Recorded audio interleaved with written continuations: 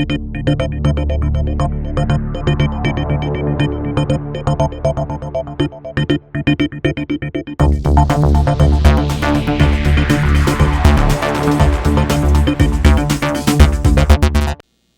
não sou sociólogo,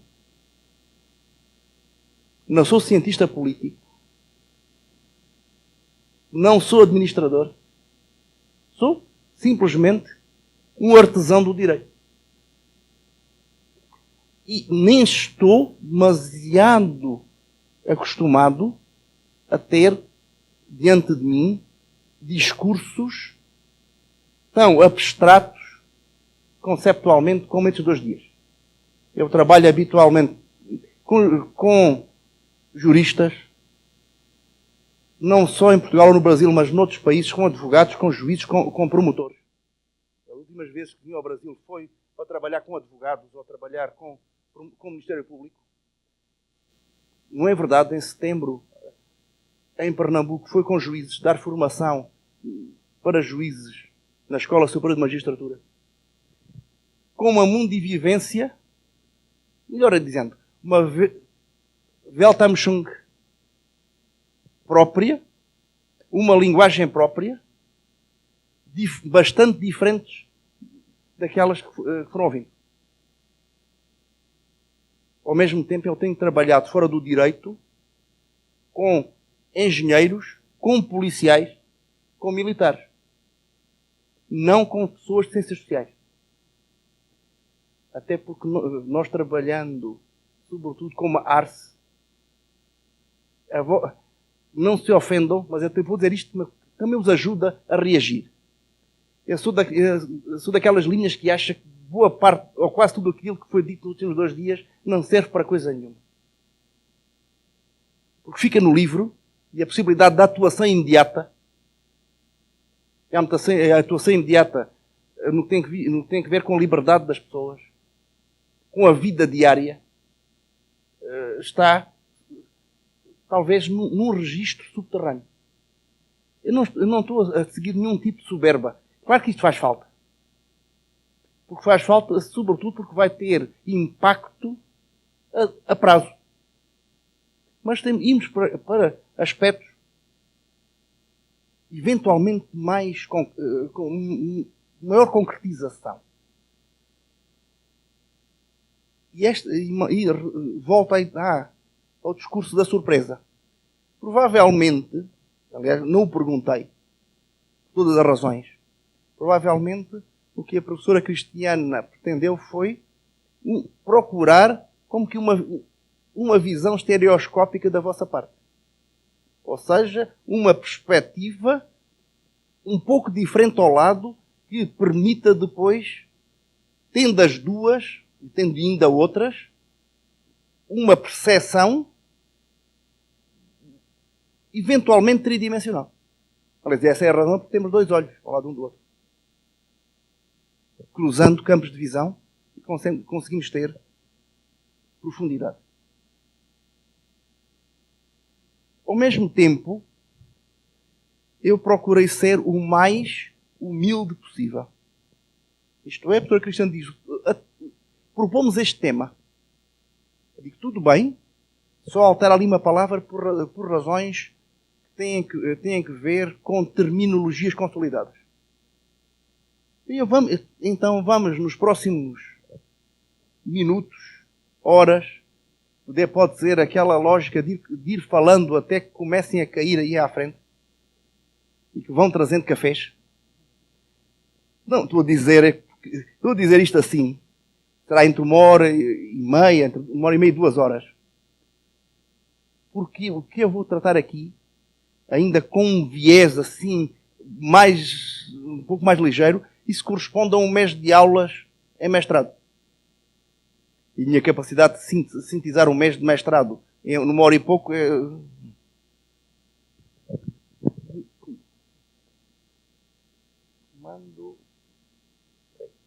Ok.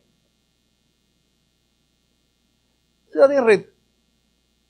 Esse foi o pedido. Sociedade em rede, proteção de dados pessoais. E alguns intervenientes nestes 2 dias usaram o termo passado em rede, mas com o máximo respeito, exceto esta manhã, onde houve uma aproximação a ideias de rede, e quando o colega que sentou deste lado,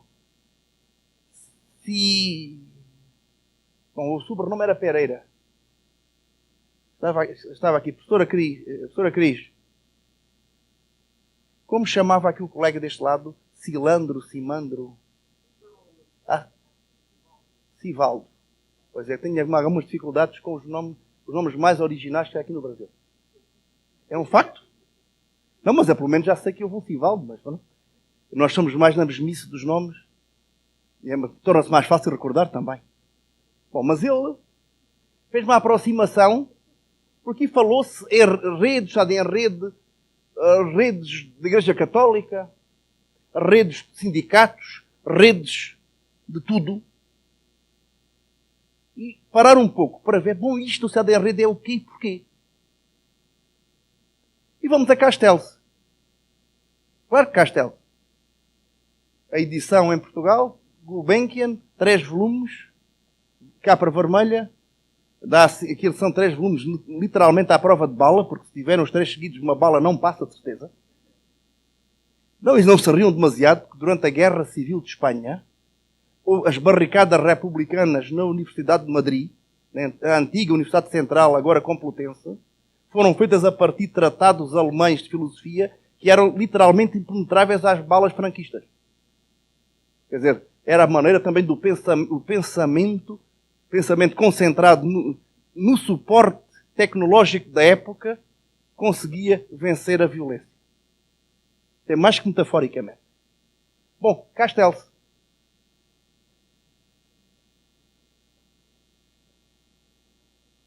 E estou começando por pensar em Castells, logo no primeiro volume, onde ele procura explicar porque é que a visão de sociedade em rede é mais adequada que a sociedade de informação. Dizendo designadamente que uma sociedade assente na informação e onde os valores são tudo de informação, já a tínhamos pelo menos desde o século XVIII.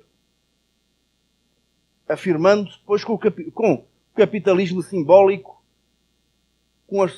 com dinheiro, símbolo, e também com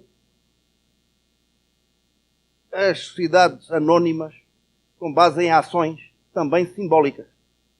E nós temos 3 visões. Muitas vezes nem se tem em conta que não são a mesma coisa, ou não têm que ser a mesma coisa, sociedade em rede, sociedade de informação e ciberespaço. E para responder, e ainda bem que houve meu colega, voltei a esquecer o nome, peço perdão, que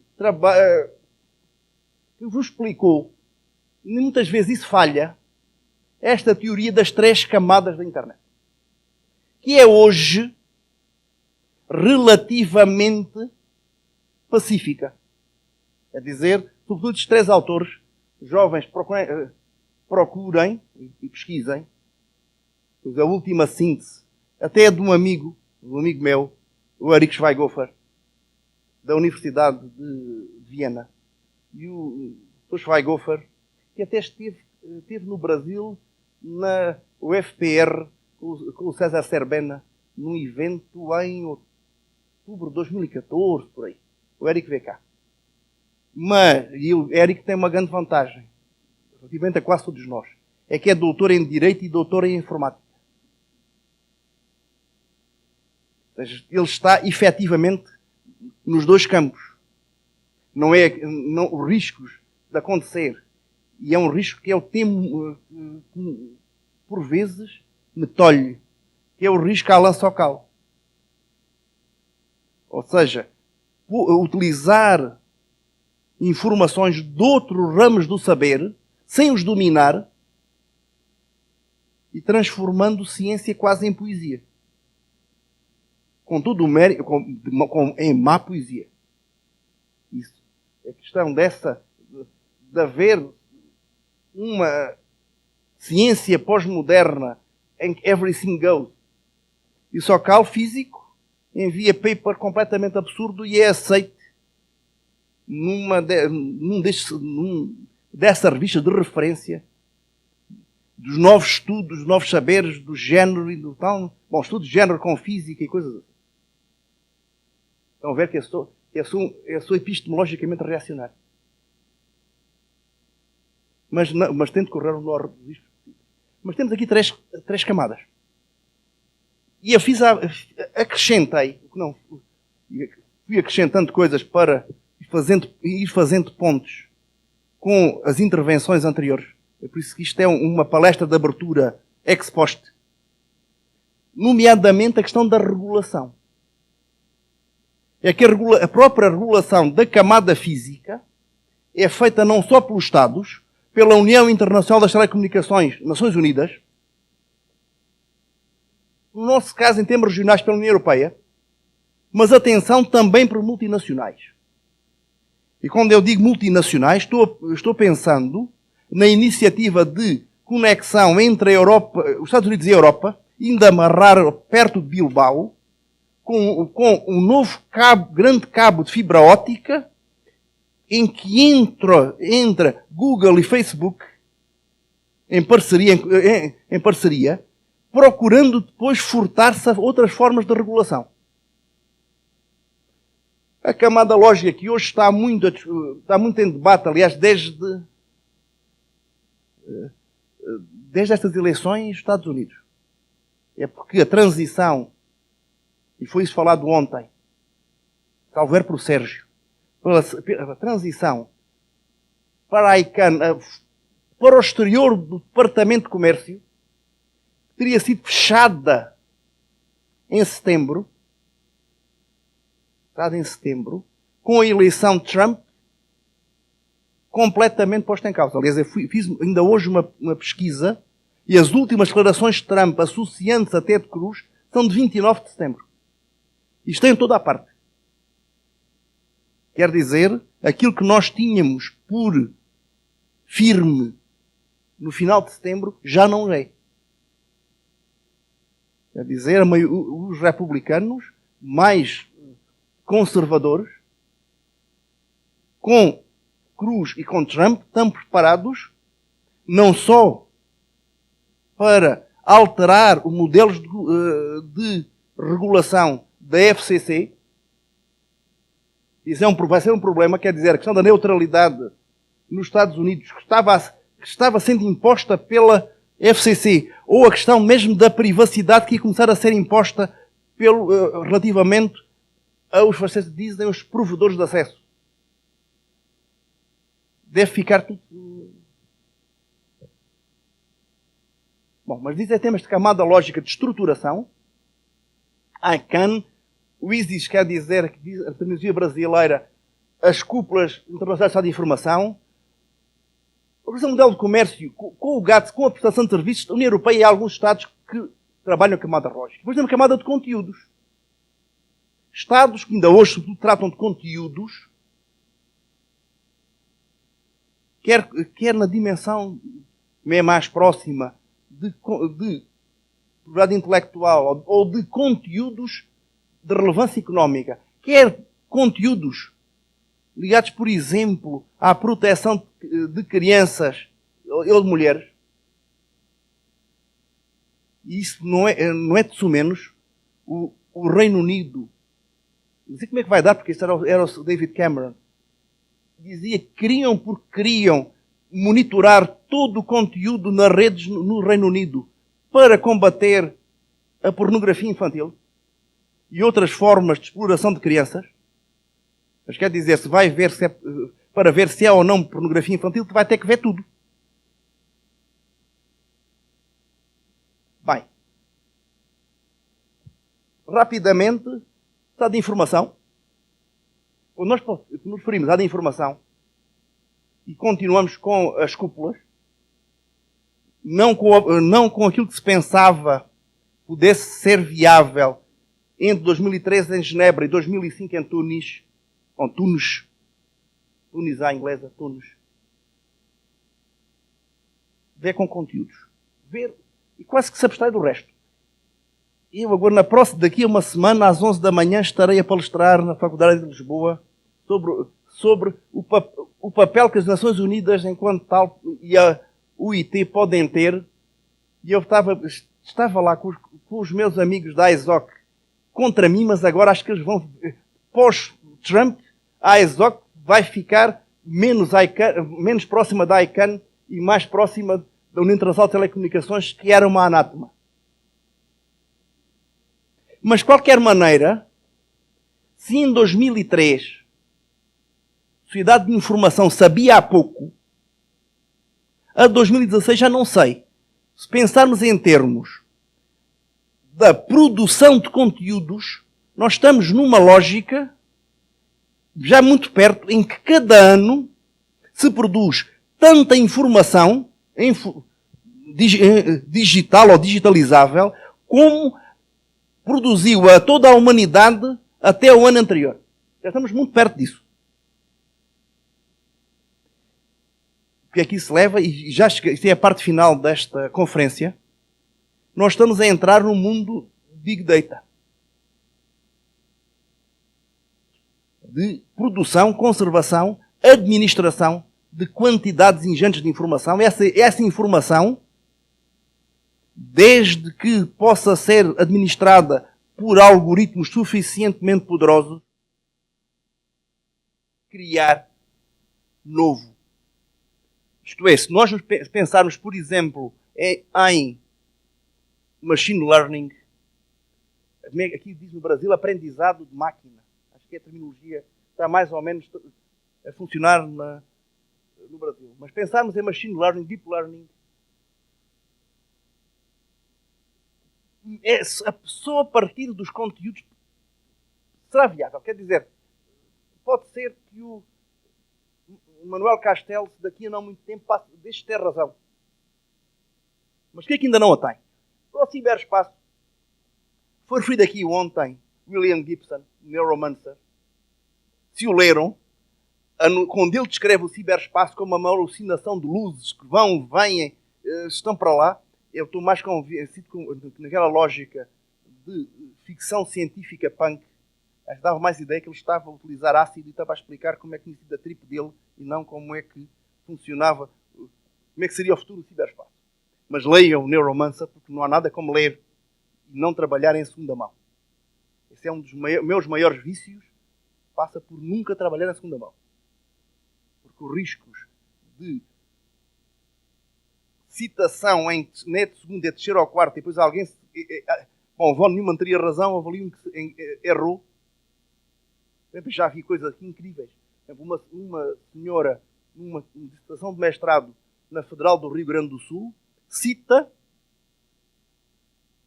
uma obra de referência sobre a boa-fé de um professor de Lisboa, António Menezes Cordeiro, em que ele, como era uma tese de doutorado, na tese de doutorado, há a prática de colocar o nome todo. No caso dele é António Manuel da Rocha e Menezes Cordeiro. Aquela senhora cita profusamente a obra, diz que são os dois autores, que é o António Manuel da Rocha e o Menezes Cordeiro. Aqui significa certeza absoluta, ela nem viu o livro. Não já digo folheá-lo, mas nem o viu.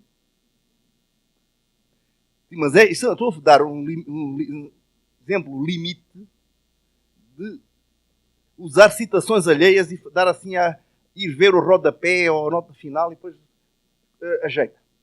Bem, mas para além disso, nós temos a Convenção do Conselho da Europa sobre Cibercrime. Convenção de Budapeste de 2001.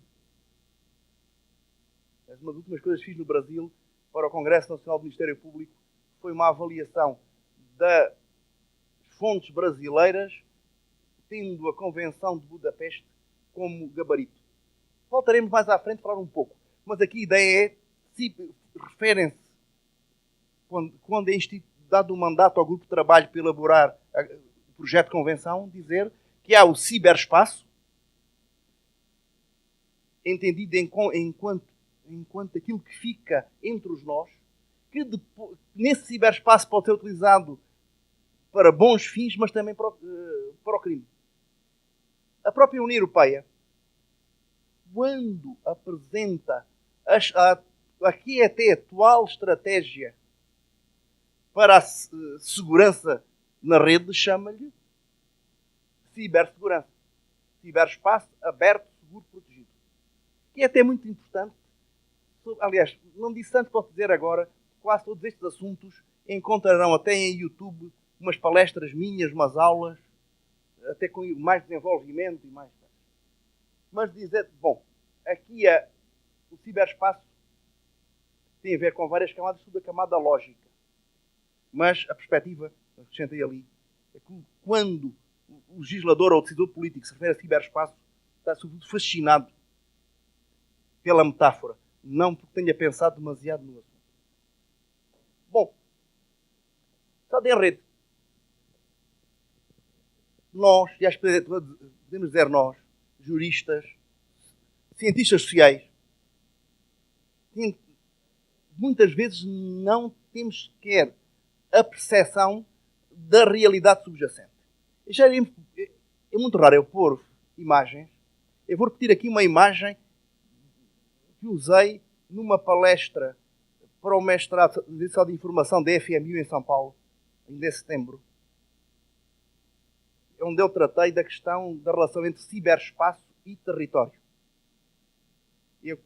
Se fosse aqui, provavelmente eu era corrido à pedrada, porque eu parti da perspectiva de Carl Schmitt e não de Hans Kelsen.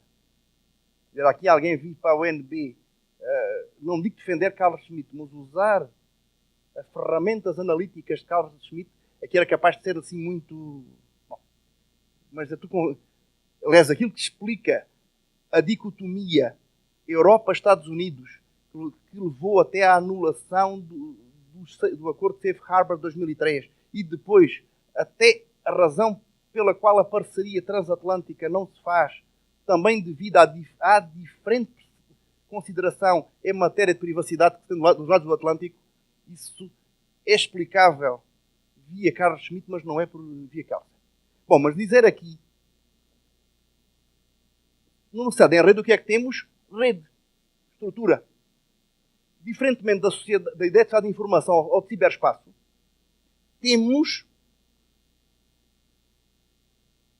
uma estrutura real, tal como nós temos aqui uma estrutura que nos permite ter luz e permite ter ar-condicionado e que está embebida nas paredes.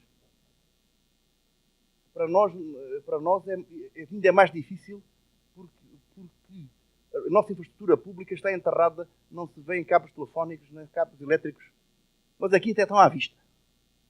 Bom, mas dizer, começado em rede, o essencial do poder para o exercício do poder é o controle da rede. É o controle do fluxo de informação, é o controle dos nós da rede. Além disso, estas redes não são só metafóricas. Existem as redes. Eu digo que é o controle da rede, também é importante os servidores. Aliás, aqueles dois acórdãos, que primeiro irei tratá-lo a propósito da questão, vou utilizar a terminologia brasileira, de conservação de registros de conexão. Têm, nesses precisos termos, no Marco Civil. E também no Acórdão Schrems, aquele que referi indiretamente há pouco, que anulou o acordo que existia entre os Estados Unidos e a Europa para a circulação de informação de um lado para o outro do Atlântico. Aliás, sobre este último, dei eu em meados de abril uma conferência em Las Vegas. Um grupo de empresas convidaram-me a explicar se continuasse o bloqueio, como é que podiam fazer para continuar Clofals, que vias alternativas é que existiriam para eles continuarem a fazer gestão das suas filiais na Europa, podendo administrar a informação nos data centers que têm nos Estados Unidos. Bom, mas esta ideia da Estado em rede não é nova. Império Romano. O Império Romano assentou, acima de tudo, na rede de estradas.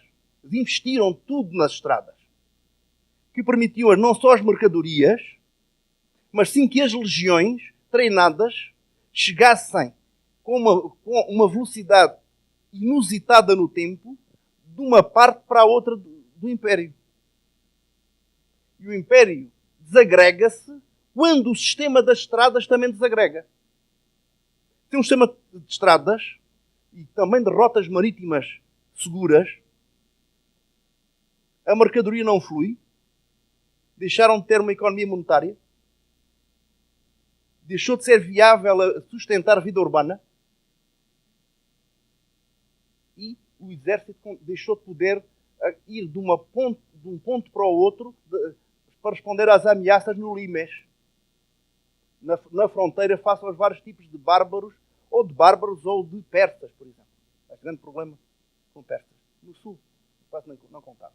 Mas pensem que esta ideia de uma sociedade assente nas redes vai e vem. Este slide foi mostrado esta manhã. Este tem mais cor. Estas são as redes que temos. Estas são as autênticas redes. Cerca de 88,5% do tráfego de dados passa por esta rede de fibra óptica. O resto, essencialmente por satélite. É 1,5% que passa por satélite. Bom, e estas redes são muito interessantes. Isto é 2015. Vejam como é que está o Brasil. Quer dizer, há 2 cabos a partir do Rio Grande do Norte que ligam a Europa. Nunca liga à África ou à Ásia. Tudo o resto passa pelos Estados Unidos. Quer dizer, não há problema nenhum. Os Estados Unidos são um país amigo do Brasil. Toda a informação reservada, quer pública, quer empresarial, relativa ao Brasil, os Estados Unidos garantem que não vão ver nada. Não vão ver nada. E passa por lá, passa pelos servidores e eles não veem nada. Aliás, eles dizem à NSA, não vejam nada porque eles são nossos amigos. Perdoem o sarcasmo. Aliás, quando ocorreu o caso Snowden, a vossa presidente, porque é presidente, não, senhor era, talvez ainda seja, mas era presidente. Ela não queria ser presidente, paciência para ela. A língua não se muda por decreto. Nem Portugal, nem o Brasil tem, ainda por cima a língua nem é vossa, nem nossa. A língua é de todos, por isso nenhuma parte tem a possibilidade de alterar. Exceto por consenso. Bom, mas continuando. Uma das primeiras reações políticas no Brasil foi não admitir tratamento de dados fora do Brasil. Sobretudo dados públicos. Isto é, a mim custa-me compreender que um país com a dimensão e, apesar de tudo, a capacidade financeira do Brasil não tem data centers públicos em que toda a informação da União, dos Estados e dos municípios possa ser tratada em condições de segurança sem intromissões de potência estrangeira. Isso é uma base de soberania. Aliás, hoje, dizer algo talvez controverso, voltando a Carlos Schmitt. Hoje o poder na rede, no limite, para Schmitt a soberania estava em quem podia declarar o estado de exceção. É isso. O verdadeiro soberano é aquele que pode declarar o estado de exceção. Hoje, quem é o verdadeiro soberano é aquele que pode desligar a rede. Dizer, pode não ser fácil politicamente, etc. Mas dizer, cortamos. Fechamos a torneira. Esse é o poder. Mas vejam, isso foi chamado a atenção esta manhã. Perdão, ontem, esta manhã, quando mostraram esta manhã. Mas não era, isto também não é completamente novo. Este mapa é de 1873 e corresponde às redes de telégrafo da primeira globalização liberal. Com uma diferença. O centro não são os Estados Unidos, é a Inglaterra. E vejam também como o mapa é muito parecido. Com uma diferença. O Brasil não depende dos Estados Unidos. Tem ligações bifurcadas para norte e para leste. Quer dizer, o Brasil do Império era mais soberano no contexto do Estado de Informação do que é o Brasil hoje. Pode diversificar. Não está dependente do poder de uma única potência. Bem, em termos de matéria jurídica, não queriam se ater só desenho, não é? Matéria jurídica. Bom, ponto de partida, privacidade em termos negativos, de não interferência. Não vou voltar, deve soar pelo menos Warren, Brandeis, Right to be let alone, etc. Mas, colocando numa perspectiva europeia, a nossa referência é a Convenção Europeia dos Direitos do Homem, pois a vida é posto assim, está mais a brasileira. Convenção dos Direitos Humanos. A nossa terminologia está mais próxima da francesa, droit de l'homme, e não de human rights. Mas, direitos do homem, esta Convenção de 1950, que é importante, apesar de ter um conteúdo material muito semelhante à Declaração Universal de Direitos Humanos, tem um extra, que é a Corte. O Tribunal Europeu de Direitos do Homem, ou, se quiserem, os colegas internacionalistas no Brasil chamam Corte Europeia de Direitos Humanos, que decide e cujas decisões se impõem aos Estados. E que os Estados nem pensam que podem não acatar. Eu digo isso porque às vezes o Brasil arrasta aos pés pelas decisões da Corte de São José. Quer dizer, há uma prática e uma cultura de obediência, inclusive a uma Corte Internacional. Que no nosso caso, nestas matérias, tem sido muito relevante porque a nossa cultura do judiciário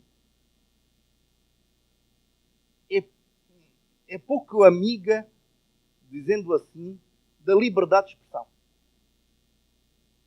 Mas o que tem acontecido é que, terminado o processo, trazido em julgado, no final, aqui nós não temos trânsito em julgado a meio. No Brasil passou a ter trânsito em julgado a meio caminho, nós não temos. Pois temos antigos, não aprendemos estas coisas modernas. Mas, apesar de Portugal ter sido dado dentro do STF como exemplo de... Mas afinal, quem redigiu o voto para o ministro não tinha estudado. O ministro não estuda, mas aquele que tinha redigido não tinha estudado. Os trabalhos de casa dão os deveres, trabalhos de trabalho dos deveres, às vezes são chatos. Bom, mas dizer aqui, de relevante, é que tínhamos, como temos comuns, ou seja, claro que se ele tivesse assim uma estrutura capilar mais ampla, depois visse os cabelos estarem em pé, mas com eletricidade, mas não é assim, tá? E assim também se conseguiu, que em vez de ficarem todos aborrecidos com isto tudo, pelo menos fizeram assim um interregno onde puderam rir e relaxar e seguindo até os melhores padrões da didática jesuítica. Sim, a necessidade de parar 15 ou 20 minutos e dizer uma piada Imagino que num colégio de jesuítas fosse uma piada. Olha, quando isto não arranca completamente, uma piada assim de uns amigos padres que deviam dizer que tinham descoberto recentemente que Jesus Cristo morreu afogado. Sim. Porque consta na Bíblia que os discípulos o procuraram de balde no túmulo. Se o procuraram de balde, é que o Cristo tinha morrido afogado, que tinha tido a tirar com o balde. Bom, esta é uma piada que é tão ruim, tão ruim, tão ruim, que eu fiquei... Quando um monsenhor conta a piada e acha que a piada é muito engraçada, eu rio perdidamente. Isto é a piada que o padre conta entre si. E ele está, mas tem algumas malandrices com um amigo meu, que até é moralista, ou seja, ele é doutor em teologia moral, pela Academia Alfonsiana. Já me quis uma vez convencer que o obelisco da Praça de São Pedro tinha sido oferecido pelo faraó ao Papa. É? Não, mas vou dizer, espera aí. Quanto tempo houve entre o último faraó e o primeiro Papa? Mas se nós pensarmos a sério, nem tanto. Se nós considerarmos que a dinastia ptolomaica ainda tinha o título de faraó, entre a conquista do Egito de César e Marco António e a designação de Simão como Pedro, há poucas décadas. Quer dizer, só que o Papa nessa altura não tinha estatuto para receber obeliscos. E os outros eram os faraós de empréstimo. Bom, mas continuando. Já podemos ir para a frente. Não, isto aqui está ao contrário. Não, está ao contrário. Bom, dizer que começam já acórdãos. Estes acórdãos são facilmente recuperáveis. Os da Corte Europeia, menos que os da Tribunal de Justiça da União Europeia, porque estes são todos ou em inglês ou em francês. Por exemplo, aquele acórdão Copeland tem a ver com a criação de um banco de dados de ADN. ADN ou DNA no Brasil? Não, de ácido de ribonucleico. DNA. Mas DNA de encontrados em contexto de crime. Mas de todo o mundo, mesmo que não tenham sido sequer investigados ou acusados, muito menos condenados. Ficar para sempre, para depois, se voltasse aquele DNA a encontrar noutro contexto semelhante, poderem cruzar os dados. E o Tribunal de Corte Europeia considerou que isso infringia o padrão do artigo 8º. Como também, este caso Marper tem a ver com subsídios europeus. Bom, mas ainda no contexto do Conselho da Europa, então, parênteses, o Conselho da Europa não tem que ver com a União Europeia. É uma organização não de integração, mas de cooperação política e cultural que existe desde 1949, desde o final da Segunda Guerra, e que vai desde a Groenlândia até o Mar de Bering. A Federação Russa também está com o Conselho da Europa, ainda que devido à forma como reagiu à insurgência na Chechênia, está com um estatuto tem uma capitas diminutio, porque atuaram mesmo em termos de terrorismo de Estado. Bom, mas o Conselho da Europa continua a aceitar a jurisdição do Tribunal até certo ponto. Já lhe faremos até um caso mais à frente muito relevante. Bom, mas esta Convenção de 1981 ainda hoje é a matriz de todos os direitos, quer nacionais, quer da União Europeia, em matéria de proteção de dados. E eu transcrevi o artigo 1º. Isso é claro logo desde o preâmbulo. Diz isto. O objetivo é garantir o respeito dos seus direitos e liberdades fundamentais, particularmente o direito à intimidade da vida privada. Este e outros. Pensemos direito à saúde. Se uma companhia de seguros tiver acesso a dados de saúde da família, nomeadamente a riscos de alguém vir a contrair uma determinada doença porque é recorrente na família, doença de base genética, ou uma propensão para, ou não celebra o seguro de saúde, ou estabelece um prémio muito elevado. Mesmo se passa com questões étnicas, com a habitação, ou religiosas, de alguém não ter acesso a um determinado clube porque sabem que ele pertence a uma religião. Quer dizer, temos aqui ou o direito ao trabalho. Se o empregador tiver informação sobre a participação política daquela pessoa, pode ser, sei lá, um empregador seja do PSOL e um operário do PSC. Ou do DEM, também haverá operários do DEM. E aí, com os do PSOL, vê assim, bom, fora. Ou como dizem agora aqui, coxinha, petralhas, etc. Claro, o direito ao trabalho pode estar em causa. Ou até mesmo direito à progressão académica, se uma banca tendenciosa souber demais. Souber aquilo que não precisa de saber. Então, temos aqui um conjunto. Esta convenção é longa, etc., mas com devido respeito, não estou a dar aula, eu acho que seria fastidioso.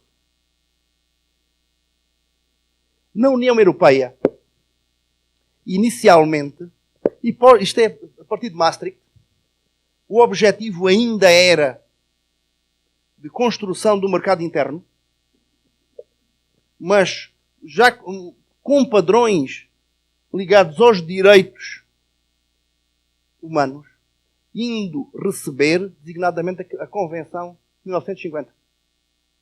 Hoje ainda é mais. Aquele link de recepção ainda é muito mais forte. Mas para objetivos de mercado, foi necessário regular, não vou dizer centralmente, mas criar um padrão que ao mesmo tempo fosse mínimo e máximo. Explico-me. Todos os Estados-membros foram obrigados, porque as diretivas estabelecem um prazo, estabelecem objetivos, o Estado-membro é obrigado a alterar as suas leis internas de modo a adequá-las à diretiva. Não é, o Mercosul, feliz ou infelizmente, não tem funcionado assim. Mas, o que é que se tratava? A diretiva pôs um nível, todos tiveram que seguir aquele nível, mas se algum quisesse uma proteção superior, podia, no seu território, mas não podendo impedir que dados tratados no seu território saíssem para outro Estado-membro onde o nível de proteção fosse inferior, desde que correspondesse ao gabarito da diretiva. Quer dizer, foi haver uma disciplina europeia de dados pessoais, da União Europeia, teve fundamento de mercado. E isso foi dito explicitamente. Quando quiserem ou precisarem de usar instrumentos de direito da União Europeia, saibam que eles trazem sempre um conjunto muito alargado de considerandos, em inglês recitals, que explicam ponto por ponto o porquê e o como de todas as opções políticas subjacentes aos artigos. Quer dizer, as leis da União Europeia trazem livro de instruções. Os nossos alunos dizem, bom, vocês podem não ver o manual, mas agora têm que ler os considerandos. E esses considerandos são de uma franqueza total. Dizem aquilo, mesmo que seja politicamente incorreto, assumem. Bom, mas dizer, só que não pode restringir. E isso criou, a partir de 95, um microsistema. uma diretiva em 2002 sobre segurança e proteção de dados no setor das comunicações eletrónicas. As eletrónicas antes chamava-se telecomunicações. E as comunicações eletrónicas para afirmar que o importante é o sinal. E o sinal pode ir por cabo, pode ir...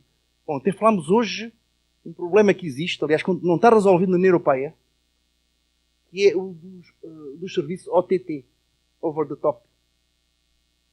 Que a Anatel, nomeadamente quando o meu amigo Marcelo Bechara lá estava, a parte jurídica, dizia isto, os OTTs, seja Skype, seja WhatsApp, isto não é, Messenger, isto não é connosco. Nós só trabalhamos com os operadores de serviço público. E o resto não. Só para a cidadania, nem sabe que existe um abismo regulatório entre pegar no telefone e no celular e ligar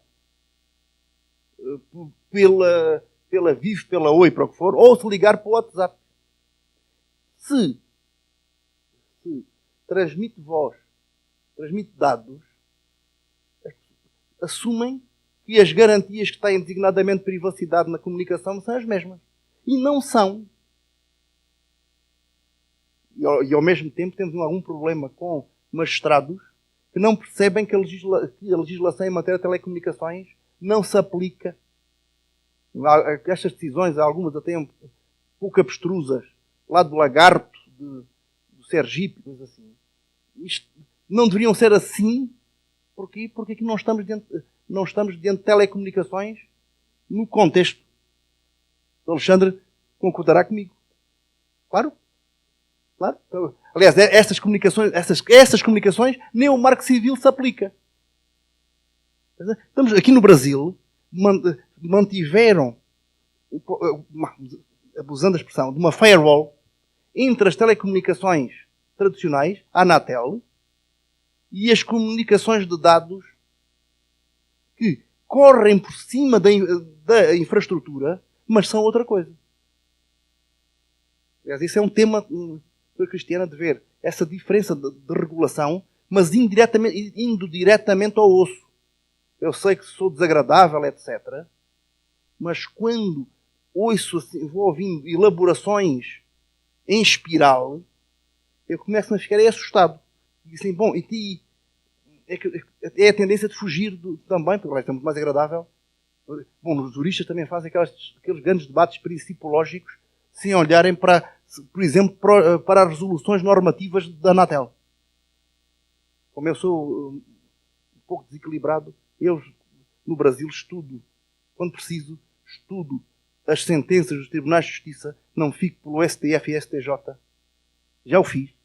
E também estudo as liberações normativas. Porque essa é a vida real. É que se alguém chegar, pensar em duas colegas advogadas, se alguém chegar a um julgamento, uma das partes argumenta com a lei a deliberação normativa da Anatel, o nível regulamentar. O outro faz um discurso principológico. Digam lá quem é que ganha. Pronto, mas isto é a vida.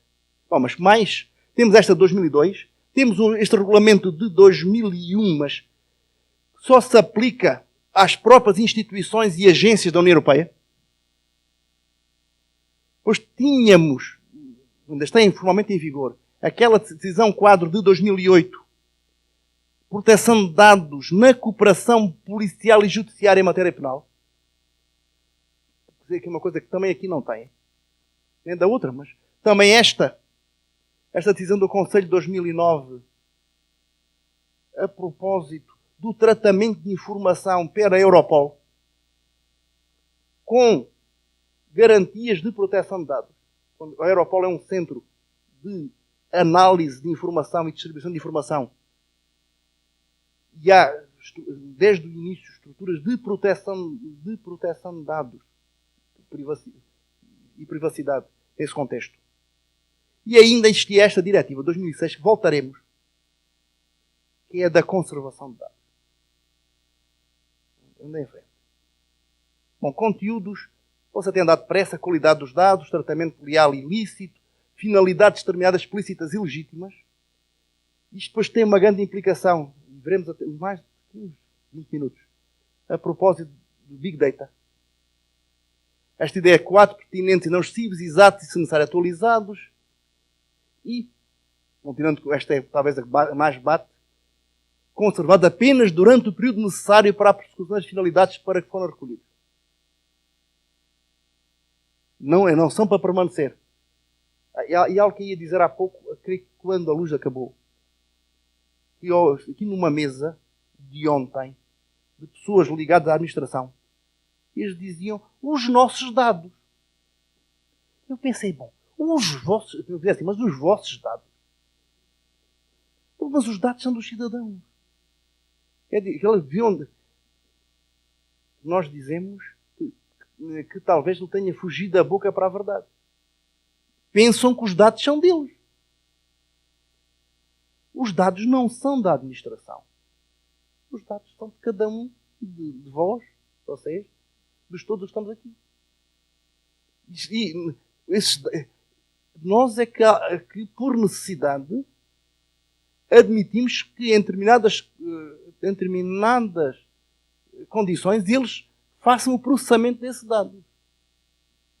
Claro, com base legal e com finalidades determinadas. E para um determinado fim. Claro que sim. Embora não existir, e permitam até o desabafo, não existir leis sobre o assunto, tem levado, por exemplo, não só até aquelas transmissões de dados e partilhas de dados entre o Tribunal Superior Eleitoral e o Serasa, sem base legal, ou até há uma sentença desta semana do Tribunal de Justiça do Rio Grande do Sul admitindo que empresas vendam os dados dos clientes. Dizendo que isso é uma coisa normal, que não precisa de mais nada.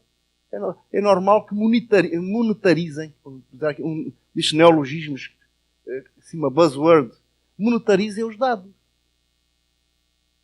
É claro que há empresas, nomeadamente as empresas de marketing direto, cujo principal ativo é o banco de dados. Mas eles estão a vender-nos nós. Isso dizer também, a talho de foice, que na rede nada é de graça. Quer dizer, se nós temos Facebook de graça, quer dizer que nós estamos a pagar com informação que depois vai permitir uma publicidade até capilar. Nós pagamos com as curtidas. Nós pagamos connosco. Para ter, o mesmo se passa para ter um Gmail, etc. Tudo aquilo é pago. E é pago com língua de palmo. É a possibilidade, aliás foi dito também hoje, que Facebook ou Google sabem mais sobre nós que nós próprios. O algoritmo. Aqui todos têm, muitos terão Gmail. Eu, a primeira vez que me apercebi efetivamente do poder daquilo, foi há um pouco mais de 10 anos. Eu fui a um congresso de direito eletrónico na Amazónia, em Belém do Pará. Depois diverti-me muitíssimo numa mesa com o Aires Rover. O Aires. Eu já conhecia o Aires há uns tempos, nós contámos uma mesa. Ele veio a Portugal já um pouco antes, etc. Era uma mesa a falar sobre direito de inteligência artificial. Isto em 2006. Já havia malucos por aí. Ele a pensar, ele a tratar do limite entre o humano, entre o homem e a máquina. E é uma coisa muito mais, muito mais modesta. Haver a questões de contratação por intermédio de agentes de software. A partir do que é direito europeu, que é direito dos Estados Unidos. Ver até que ponto ou não se os contratos são válidos e em que termos. Bom, mas se eu vou para Belém do Pará e Google tem um algoritmo Tem dois. Que leem os nossos e-mails. Eles garantem que não há nenhum ser humano a ler. Mas há bots a ler. Que leem um deles para o spam.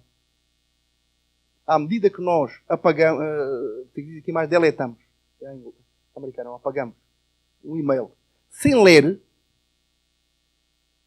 o algoritmo entende que nós não temos nenhum interesse naquilo. E vai aprendendo o que é que nos interessa e não nos interessa e vai diretamente ou não para a pasta do spam. Depois tem outro algoritmo, que trabalha com o AdSense, que é a fonte de receita, para ver aquilo que nos poderá interessar. E eles perceberam que eu ia para Belém do Pará. E eu comecei a receber, na coluna da direita, propaganda de restaurantes. Assim, bom, se ele vai para Belém do Pará, querer comer. Até florista. Assim, bem, se ele deve ir para Belém do Pará, vai comer acompanhado e vai levar umas flores. A ver, até com bastante cortesia e tudo. E hoje, mudando de plataforma, usando através designadamente cookies, em outro aspecto tem a ver com monitoramento por empresas. Eu faço uma pesquisa de uma viagem e eu vou em sites. Eu faço uma pesquisa de uma viagem. Eu tenho vários vícios, um dos quais é ler a imprensa internacional aí às 7 da manhã. 7 e às 8 é quase sagrado ver a imprensa internacional de referência. E eu vou mudando para um jornal britânico, para um espanhol, para um francês, e a publicidade que aparece tem a ver com aquela pesquisa que eu fiz no dia anterior de viagem para. Nós somos literalmente perseguidos pela propaganda. Isto é o mundo em que vivemos. Depois também a questão do visto de tratamento, consentimento, for necessário para a questão do contrato ou prévias, obrigação legal, desses vitais. Isto é o que ainda está em vigor, ainda que vá deixar rapidamente estar. Começar a missão de interesse público e ainda, estou a chamar a atenção desta última, for necessário para prosseguir interesse legítimo do responsável também ou do terceiro. E não deixem de prevalência os interesses ou direitos da pessoa em causa. Bom, vai haver uma avaliação qual é o interesse dominante e é isso que está na base do acórdão Google-Spain, o tal, supostamente, do direito ao esquecimento. Bom, o que é que está de novo aqui? Tratado de Lisboa. É 2007, entrou em vigor em 2009. O Tratado de Lisboa, o que temos de novo, e isto não foi a primeira, foi logo, mas o próprio Tribunal de Justiça retirou as consequências. A dimensão da integração económica, o mercado, foi secundarizado face à efetivação de direitos fundamentais. Inclusive na sistemática. Ao mesmo tempo, a Carta tinha sido proclamada em 2000 como um restatement, que era para simplificar a informação aos cidadãos. Tinha sido proclamada pela Presidente, na altura, a Sra. Nicole Fontaine, do Parlamento Europeu, Presidente do Conselho de Ministros e Presidente da Comissão. Era a Comissão Prodi. E era o Ministro dos Estrangeiros francês, que neste momento não recordo. Mas proclamaram como uma síntese do que já está. Mas o que foi feito foi receber a Carta no Tratado. Quer dizer, hoje temos um sistema com 3 pilares. O Tratado da União Europeia, onde consta o essencial, grandes decisões. O Tratado do Funcionamento da União Europeia, que densifica, concretiza o primeiro. E depois temos a Carta de Direitos Fundamentais. Face ao artigo 6 da União, os 3 têm o mesmo valor. Então temos um tripé. E o que passou a estar, e no caso da proteção de dados, passou a estar de uma forma especialmente reforçada. Quer dizer, na Carta de Direitos Fundamentais da União Europeia, há um artigo sobre privacidade e outro sobre proteção de dados. Neste momento temos um splitting, temos uma separação completamente claro que uma coisa é privacidade, outra é proteção de dados. Não é preciso sequer pensar em privacy, fazer uma interpretação atualista de privacy, então nem é necessário. Isso foi assumido assim. Quer dizer, temos aqui, de forma incontroversa, uma constitucionalização à escala europeia, inclusive é porque todos estes instrumentos se impõem aos Estados-membros, inclusive é acima das Constituições Nacionais. Está consolidado desde 1963, com o Acórdão Costa-Enel. Dizer passou a haver este direito, constitucionalizado este direito à autodeterminação informacional. Assim, no artigo 16 do Tratado de Funcionamento da União Europeia, todas as pessoas têm de dar proteção dos dados de caráter pessoal que lhe digam respeito, e que depois o Parlamento e o Conselho estabelecem as normas relativas à proteção de pessoas singulares. Os singulares na terminologia é pessoas físicas. O Código 2002 seguia a terminologia italiana, do Códice. Persona física. Mas eu gosto mais, porque pessoas singulares, pessoas coletivas, não funciona, não dá para as fundações, não interessa. Esta é a terminologia oficial. Pessoas singulares seriam, na terminologia jurídica brasileira vigente, pessoas físicas. Respeito ao tratamento das pessoas pelas instituições de origem da União, bem como os Estados-membros. E é algo que também está, não sei como é que vai ficar, no PL da proteção de dados, a referência a uma entidade, a um regulador. Da última vez que vi o projeto, não havia garantia nenhuma de ser uma entidade independente. O que é fundamental. Esse é um dos traços básicos do regime europeu. Porquê? Porque o judiciário só atua casuisticamente em situações conflituais. E nós estamos literalmente sós, não vou dizer sozinhos, ou melhor, estamos pior que nus, porque nos veem tudo por dentro. Até veem o que está cá dentro e nós nem queremos confessar.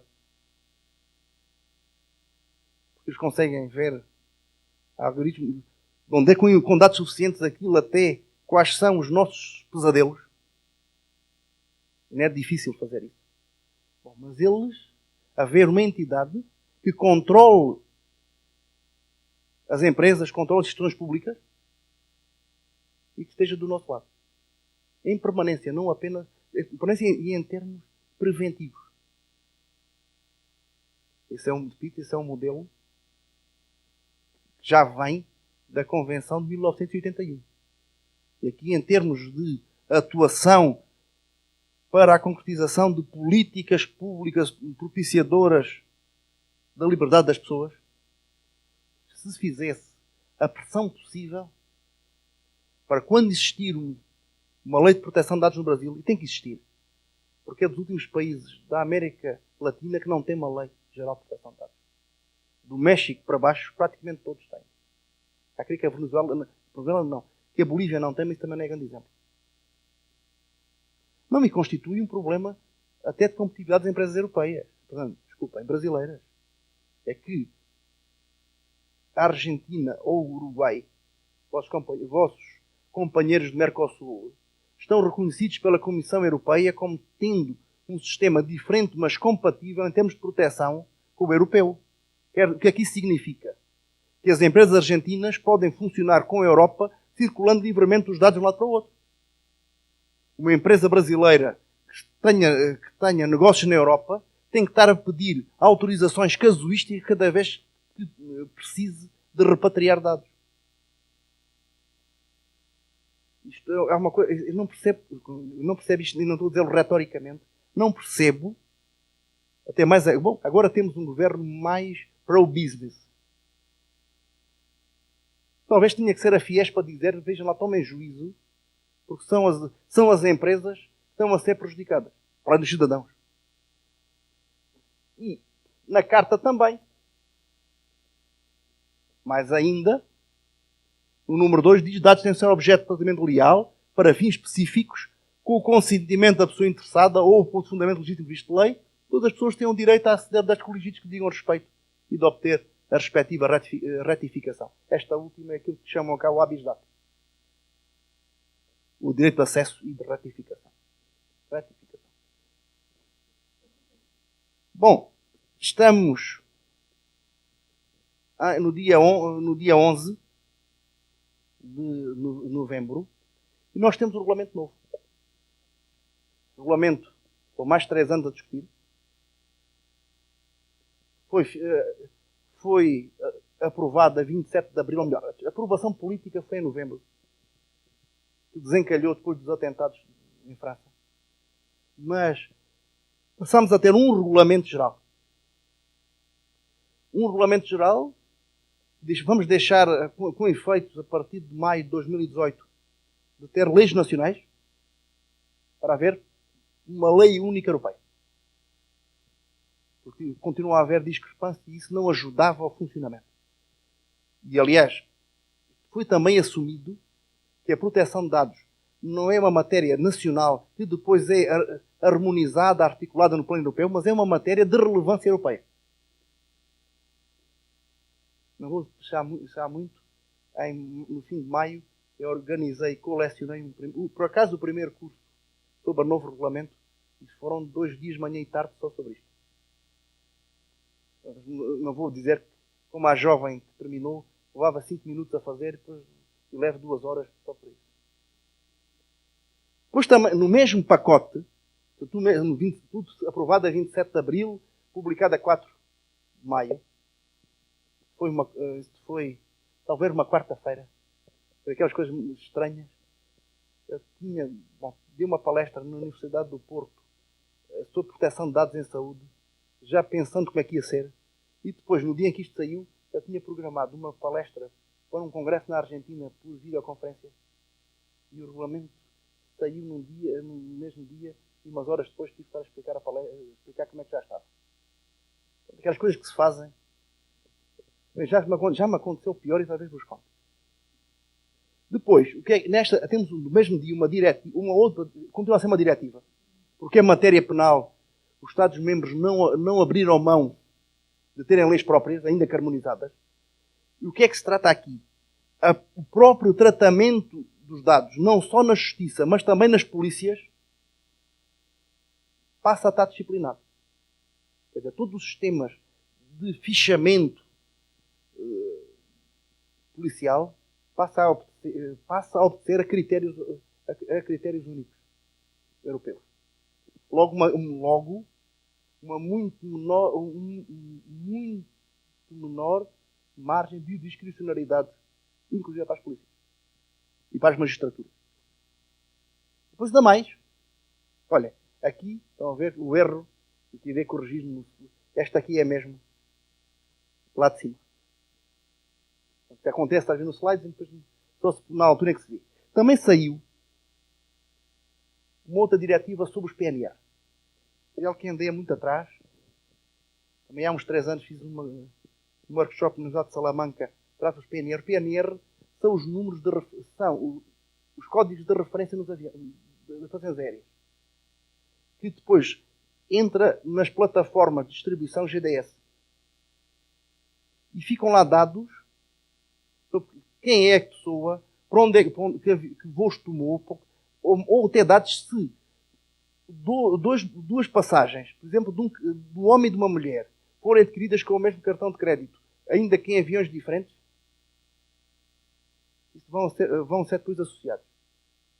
Ou, como era possível, tratar de dados sensíveis. Há alguém que peça um menu kosher. Ou, pior ainda, nos Estados Unidos agora, Trump, alguém que peça um menu halal. E que é muçulmano. Portanto, que fica marcado no sistema como muçulmano. Ou se alguém pedir um menu de dieta, ver que tipo de doença é que pode ter. E depois isto cruza com reservas hoteleiras. Depois cruza com reservas de aluguel de carros. De renta-car. Isso foi entendido que era necessário controlar isto para fins antiterroristas. Mas com garantias de proteção de dados. O Tribunal de Justiça tem mexido muito nisto. Pronto, eu vou andar depressa, que isto tem a ver. Vejam, talvez a última. O Tribunal de Justiça tem uma jurisprudência constante no sentido de reforçar a integração. Mesmo onde os Estados-membros não estão bem por aí, ou por omissão, o Tribunal de Justiça tem criado vias de resolver. Aliás, a proposta de regulamento geral sobre proteção de dados esteve enrolado até que entre abril de 2014, ou melhor, exatamente, entre o dia 8 de abril de 2014 e o dia 6 de outubro de 2015, saem 3 sentenças. A sentença Digital Rights Ireland, a sentença Google Spain, essa é a intermédia de 13 de maio de 2014. E depois a sentença Schrems, em outubro de 2015, mostram o seguinte: se os Estados-membros não forem capazes de avançar para o novo regulamento, que dê resposta às tais ameaças à proteção de dados, o Tribunal resolve. Nós relemos a partir de um princípio de neutralidade tecnológica. Neutralidade tecnológica não tem que ver com neutralidade da rede. É dizer o seguinte, e para as pessoas que estão aqui de direito, isto faz muito sentido. Isso foi dito assim no Acórdão Google Spain. A legislação foi criada com base num determinado paradigma tecnológico. É absurdo que os aplicadores não tenham em conta as modificações do estado da técnica para atingir os mesmos objetivos que o legislador original. Se há um upgrade técnico, está a haver também um upgrade interpretativo, para manter os mesmos equilíbrios de interesse. Aliás, antecipando, problema no Acórdão Google Spain. Aqui vê nos mídias todos, tal do dedo ao esquecimento. O que é que se passava? Ou que se passou? Um advogado espanhol tinha um apelido pouco comum. Costeja. Se ele se chamasse Fernández ou Martínez, o problema nunca teria colocado. Esse advogado, em tempos, ficou com uma dívida à Seguridade Social. Tinha aqui a CNPF. Aqui a Seguridade Social não. CNPF é o outro. Bom, mas tinha uma dívida à Seguridade Social. E a Seguridade Social avançou com uma penhora do apartamento. E publicou, queria haver um leilão do apartamento, para dívida, com uma publicação oficial num jornal.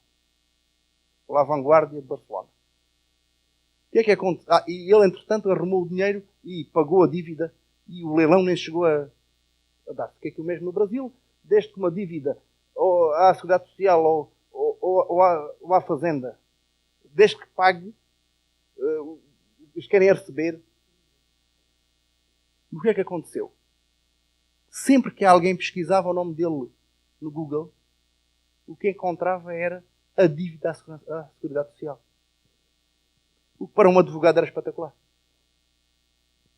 E ele pediu, entrou com uma ação, pediu para apagarem o anúncio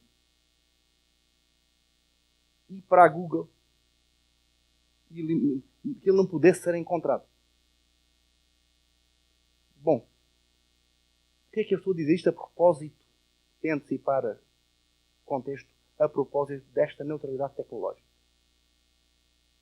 Quais eram as probabilidades de alguém que teve um anúncio desses publicado, alguém mais na vida voltar a vê-lo? É mesmo que se tratasse de uma hemeroteca, o arquivo, o jornal chama-se hemeroteca. Mesmo que fosse uma hemeroteca, e ver os jornais todos um a um. Bom, tinha que ser assim alguém muito desequilibrado para andar a ver as páginas de anúncios oficiais, penhoras da Seguridade Social, além de tudo à procura de um nome conhecido, e conhecer o nome conhecido daquela pessoa.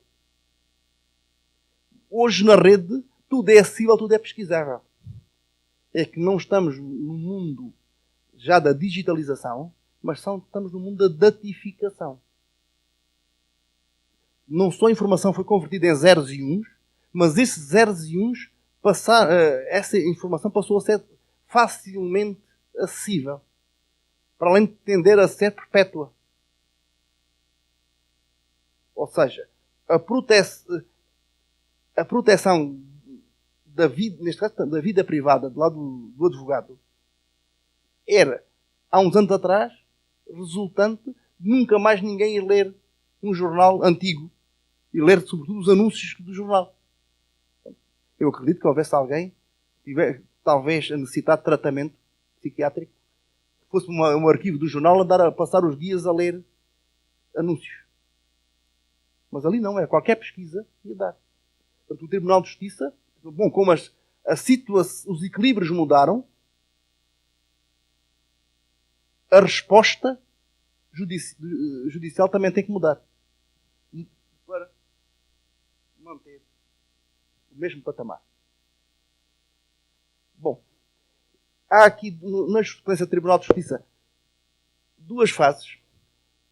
Uma até 2010, que tem a ver, que se prende com a aprendizagem das relações de existir um regime europeu de proteção de dados. Voltaremos ainda aqui à Promusicae.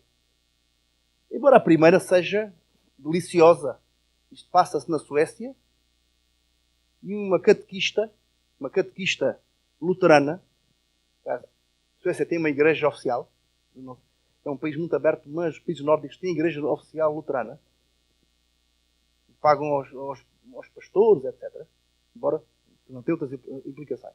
E a catequista monta um registro na internet em que ia ou não há catequese. Em aberto.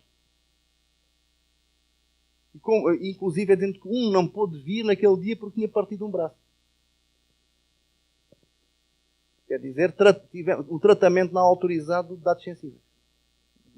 Dados relacionados com a saúde. Depois temos esta nova onda, a partir de 2014, Ireland, Google Spain, Veltimo e Xrem. E vamos entrar mais na questão da segunda parte da professora Cris. Ainda só faltam 2 horas para acabar. Bom, visto o enquadramento, ameaças. E vamos ver 3. Monitoramento, retenção ou conservação de dados e Big Data. Esta é mais simples. Aliás, sempre existiu. Temos aqui, estou a pensar, em monitoramento do que circula na rede. E temos, pensando no contexto, isto é necessário, ninguém contesta, para fins de combate à criminalidade, toda a criminalidade organizada, ao terrorismo, seja possível, com garantias, passando designadamente por decisão judicial, que haja um grampo de dados. Como se pode grampear o telefone, que haja também, entre aspas, um grampo de dados para essas circulações de dados. É isso. Transmissões de e-mails, transmissões de texto. Isso é possível. E, efetivamente, a Convenção de Budapeste, que pus por extenso a designação, a data é de 2001, a propósito do ciberespaço, prevê tanto a recolha em tempo real de dados relativos ao tráfego, quer dizer metadados, quem ligou, seja o e-mail do celular, seja o IP de um computador, qual é o terminal, quando se ligaram e quanto tempo estiveram conectados. E também a interseção de dados relativos ao conteúdo das comunicações. Quer dizer, isto é viável, está determinado a nível europeu, vamos ao artigo 15. o artigo 15 da Convenção de Budapeste, desde que, com as salvaguardas impostas pelos instrumentos internacionais de proteção de direitos humanos e princípio da proporcionalidade. Aqui um critério extra que se impõe aos decisores judiciais nacionais. Trouxe-vos um exemplo recente, o Acórdão Zakharov da Corte Europeia dos Direitos Humanos.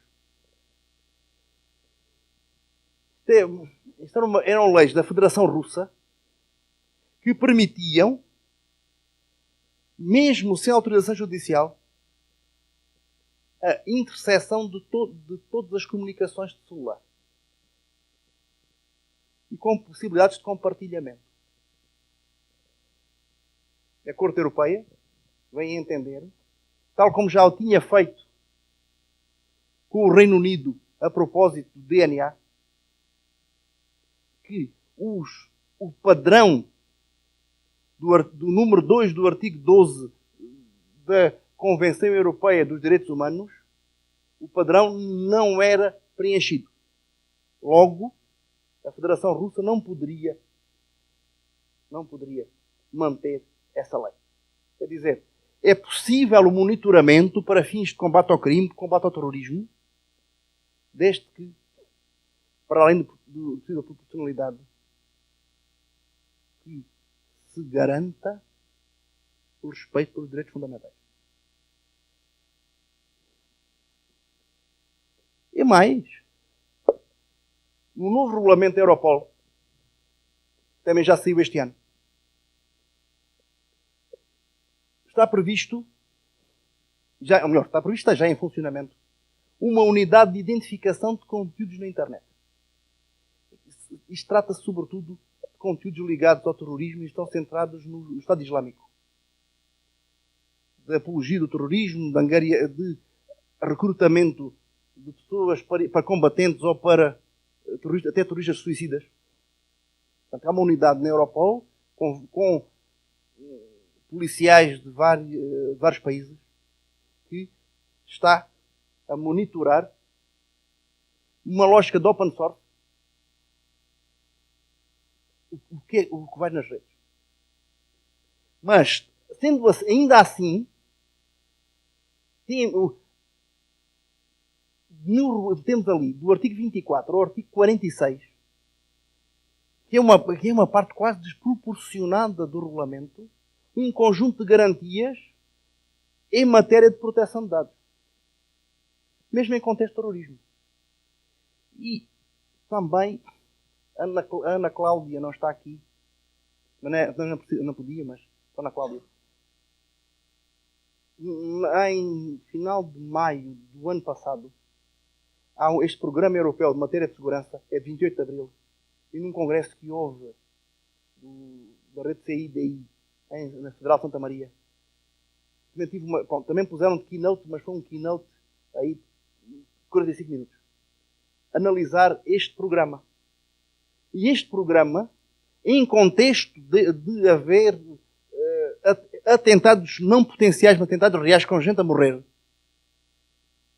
começa por dizer, depois ainda mais claramente em conferência de imprensa, que o que nos distingue dos terroristas são os valores.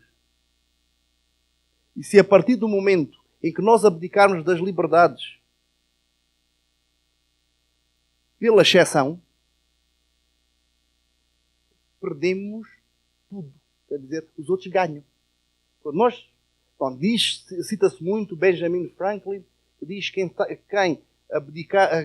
quem abdica da liberdade pela segurança não merece a liberdade e não alcança a segurança. Bom, atribuído a. Mas esta é aquela lógica de dizer critérios de necessidade, proporcionalidade, e o Acórdão Digital Rights Ireland, o que anula a Diretiva de 2006 sobre a coleção de dados, é explicitamente referido. Portanto, é fácil, se alguém quem está aí com o Note, e escrever além, como, entre parênteses, 2015, 185 final, têm acesso imediatamente à documentação em língua portuguesa. E já agora permita que eu diga uma coisa. Toda esta documentação da União Europeia está em língua portuguesa. Com base no acordo ortográfico também subscrito pelo Brasil. Portanto, eu às vezes não digo que fico revoltado, mas fico triste quando vemos colegas do Brasil a citarem em inglês, em espanhol, até em alemão. Ter sempre a dizer, estão a ver que eu fiz a prova para entrar no doutorado, fiz de alemão, e por isso estão a ver que eu sempre sei. Mas desculpem, é totalmente absurdo se existe uma versão oficial do documento, oficial, com o mesmo valor jurídico, em língua portuguesa, como é que se vai citar em inglês ou em alemão? Eu tenho assim um feeling. É que é uma citação em segunda ou terceira mão. Quer dizer, no livro onde foram buscar a teoria, deram ali um jeito, deram assim um jeito, mas depois, como era um bocado complicado traduzir texto oficial, puseram como estava. Quer dizer, encontrar uma citação de um texto da União Europeia numa língua que não é portuguesa é um indício fortíssimo daqui para os colegas que aquele aluno é picareta. Excepcionalmente pode não ser. Pode ser descendente de alemão e falar em alemão com a avó lá em casa. Pode acontecer uma coisa dessas. Mas fora isso, aquilo foi buscar a temática e desenvolvimento aí num paper algures e por arrastamento trouxe as fontes. Bem, privados também. Monitoramento. Em primeiro lugar, e há alguma coisa que foi dita esta manhã. Dizer, os dados estão acessíveis, logo são tratados. Não. Os dados estarem acessíveis quer dizer que estão acessíveis. Para poderem ser tratados, terão de cumprir, esse tratamento cumprir os requisitos legais. Ou seja, Open Source Intelligence só é viável. E aí uma coisa que eu tenho até em vídeo, uma palestra faz agora um ano, na sede da Polícia Judiciária de Portugal, a nossa Polícia Federal, também explicando aqui coisas sobre o open source. É preciso haver uma permissão legal para que os dados possam ser recolhidos e a recolha de dados já é tratamento de dados. Pois é o seguinte, este acórdão Pro-Musicae, isto tem que ver com redes peer-to-peer. A Pro-Musicae, é uma entidade como o vosso ENAC. O escritório de ECAD. Desculpa. ECAD. Mas centrado na música. Direitos de autor e direitos conexos diretos com a música. A Telefónica era a empresa de telecomunicações, aliás, também tinha a Telefónica, que agora a Vivo é Telefónica. Que era o operador tradicional. Incumbent. E aquele também tinha, na altura, a maior fração de mercado. E a Pro-Musicae pede à Telefónica com uma lista de endereços IP, dizendo, estes vossos clientes estão a trocar entre si obras que pertencem, cujos direitos pertencem a associados nossos, associados a Pro-Musicae. Tanto que, se tem aqui os números IP, queremos os nomes e os endereços para podermos entrar na justiça para lhes pedir para pagarem aquilo que deveriam ter pago em licença. Pronto, o processo é um pouco mais complexo. Chega ao Tribunal de Justiça da União Europeia para interpretar. O juiz diz o seguinte: temos aqui vários interesses em jogo, mas os interesses pessoais ligados à privacidade têm em princípio, prevalecem sobre os direitos patrimoniais, mesmo os direitos autorais. E depois, dois outros acórdãos, o Scarlet Extended e o Netlog. Scarlet Extended, estamos na Bélgica, com a Saban. A Saban é o ECAD belga, que queriam o seguinte. A Scarlet Extended é um provedor de acesso, um ISP. Queriam que colocasse um filtro de monitoramento para permitisse identificar obras cobertas por direito de autor, direitos autorais, para depois a Saban agir. E avançaram para a justiça para pôr isso. Algo semelhante a Netlog. Netlog é uma rede social, como o Facebook ou o Orkut, para também identificar conteúdos autorais que fossem partilhados dentro da rede.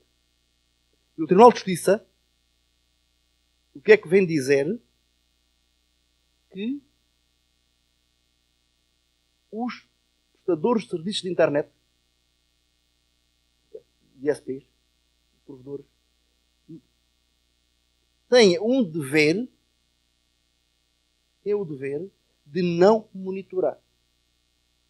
Não só não podem, mas estão impedidos de monitorar o tráfego. Se o fizerem, passam a responder por todos os ilícitos. O que está no Marco Civil nem sequer é muito diferente. A não responsabilização civil dos ISPs tem como contrapartida o não acesso. Eles têm o dever de não olhar. Porque a partir do momento em que olharem, são responsáveis por que lá está. Pode ser muito mais complexo, mas por aqui está para entender. Dever de não monitorar por parte dos ISPs. Depois também, finalmente, quando a diretiva de 2002 sobre eletrónicas foi reformada em 2009, passou a integrar uma norma sobre cookies. Cookies são pequenos ficheiros de texto que permitem mais facilmente identificar o utilizador. Alguém chega a uma aplicação, um site, tem lá a cookie permite saber quem é que se voltou, o que é que já fez de operações com aquele site. E se tiverem viajado pela Europa nos últimos anos, quando chegam a qualquer site, que pergunta aceita o cookie, não aceita cookie. Com a consequência que quem não aceitar cookie pode continuar a navegar, pode não ter as mesmas facilidades que quem aceita cookie.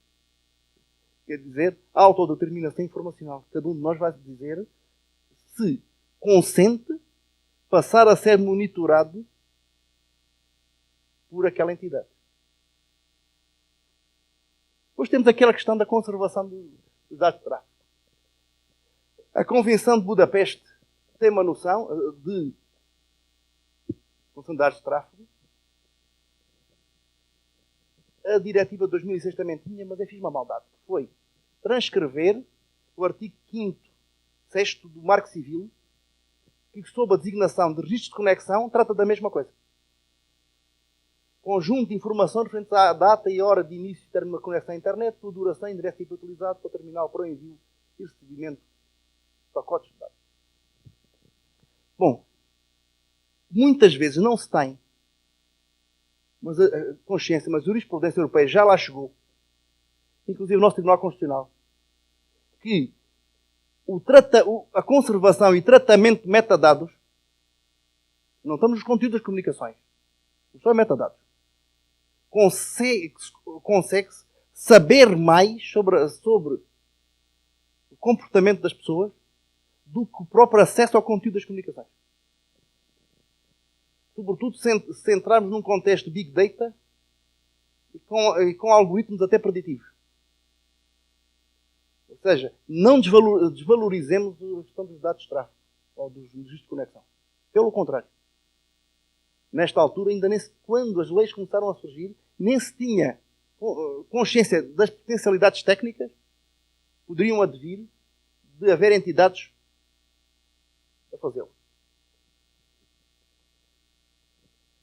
Depois, e vamos ver os dados de tráfego com os poderes públicos e privados. Em termos casuísticos, A Convenção de Budapeste admite decisão judicial para conservação de dados informáticos e concessão de titulação parcial de dados de tráfego. Quer dizer, vai para o ISP e o ISP recebe ordem judicial, digam como é que estão os registros daquele cidadão durante o mês anterior. Desde que estes registros existam. Bom, o direito europeu passou por várias fases neste domínio. A primeira, na diretiva de 2002, era de proibição. Só era viável para efeitos de faturação, de faturamento. Logo, quem tivesse um flat rate ou um contrato ilimitado, nem era, como não havia faturamento detalhado, era aquilo, não sequer havia possibilidade de tratamento.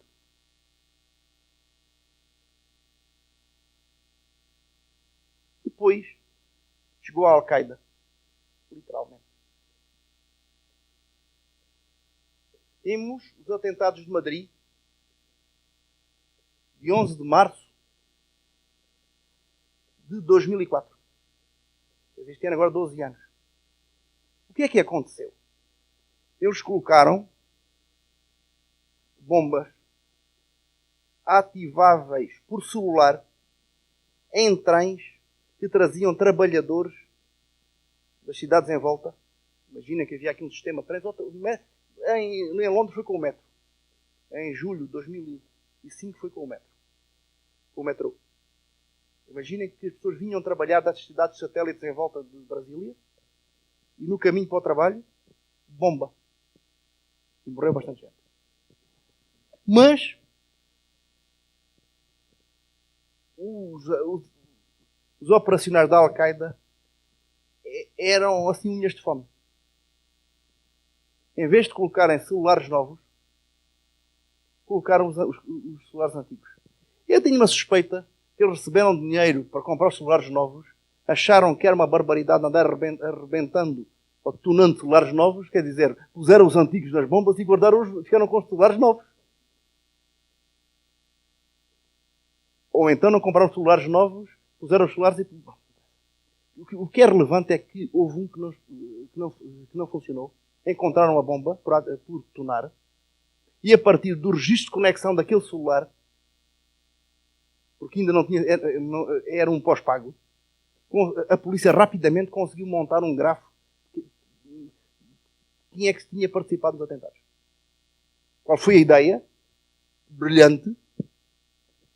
Uma diretiva que veio obrigar, referi há pouco, diretiva 2006-24-CE, veio obrigar à conservação de dados.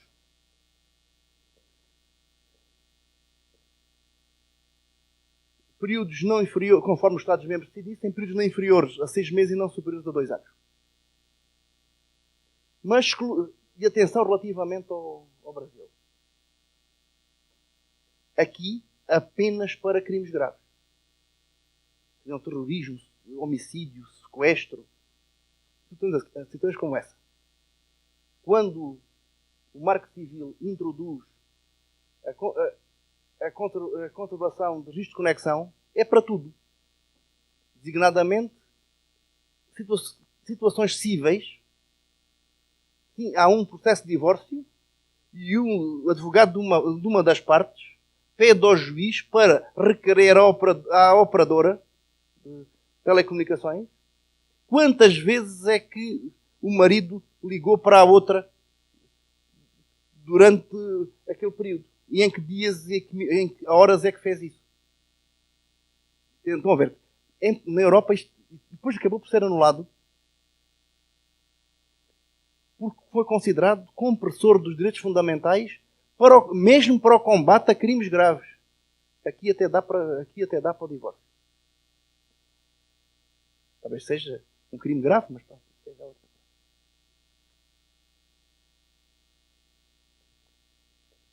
8 de abril de 2014. Esta provavelmente foi a saia mais justa que eu tive na minha vida académica.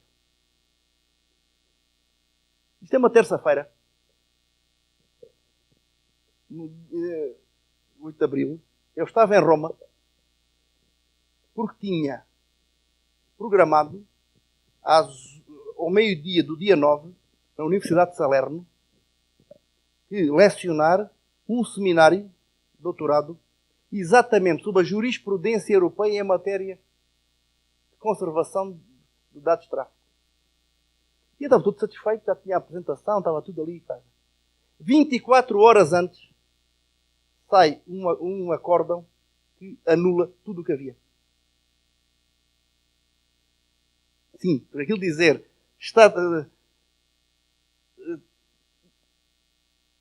o tribunal virou a mesa. Eu não tinha possibilidade nenhuma de fazer de conta que não havia. Ninguém falava mais nada. Significa que a partir do momento em que saiu, ainda por cima com o problema que aquilo não saiu em italiano, saiu em inglês e saiu em alemão.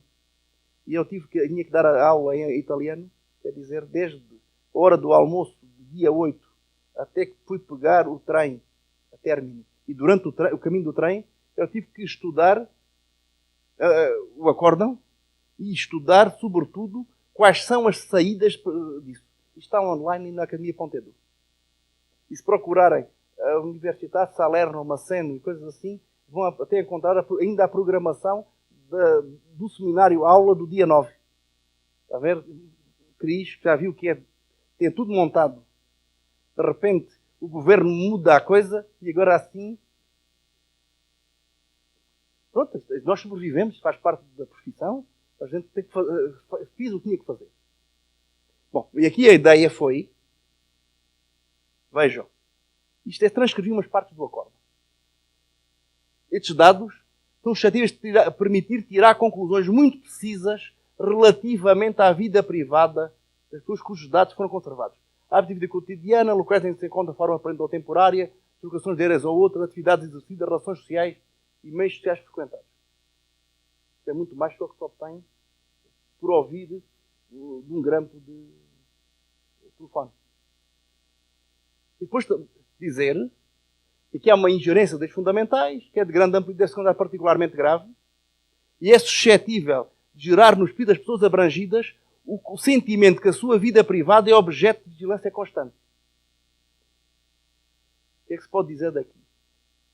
A diretiva de 2006 ainda é uma diretiva pós 11 de setembro. Esta sentença já corresponde às ondas de choque Snowden. Ou seja, alarme social por monitoramento constante. Controle constante da vida. Depois dizer, analisar a proporcionalidade, diz que pode fazer falta para garantir segurança pública, mas não pode só por si justificar de conservação ser considerada necessária para esse parte da luta.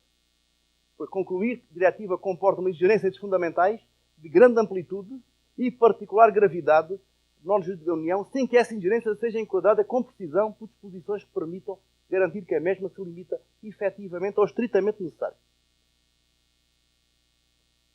Esta sentença é de, repito, 8 de abril. O que é que aconteceu no Brasil 2 semanas depois?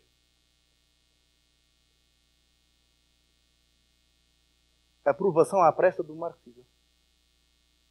Eu digo aprovação à pressa porque houve uma iniciativa que aqui houve bastante show-off, foi a Net Mundial. Recordam? No hotel de São Paulo, final de abril de 2014, a partir daqui haveria um mundo novo na internet. E também houve eleições logo a seguir. Sim. No início de outubro de 2014 teve eleição, não teve? Claro que teve.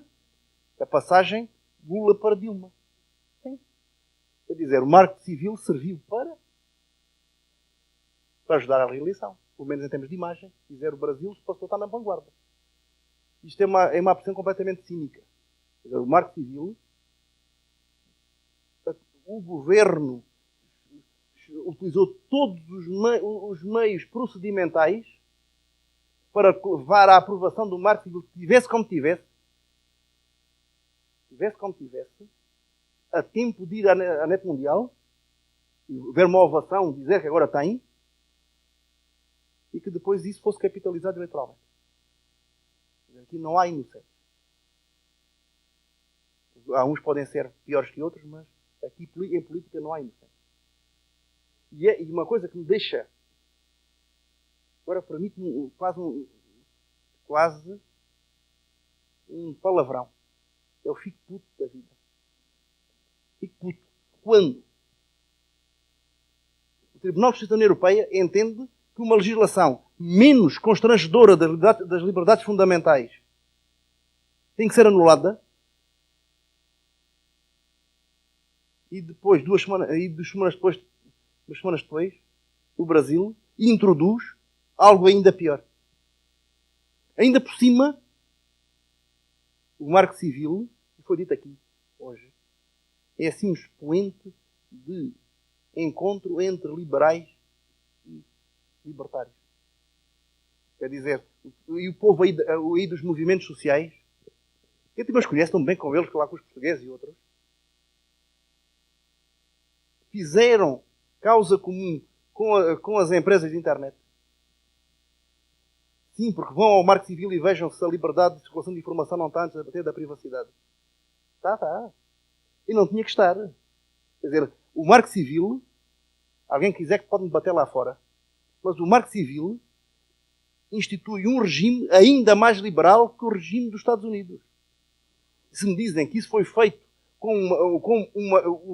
sim, o Marco Civil, posso dizer mais, até em termos de responsabilidade ou irresponsabilidade dos prestadores de serviços, é perfeitamente coerente com o sistema neoliberal.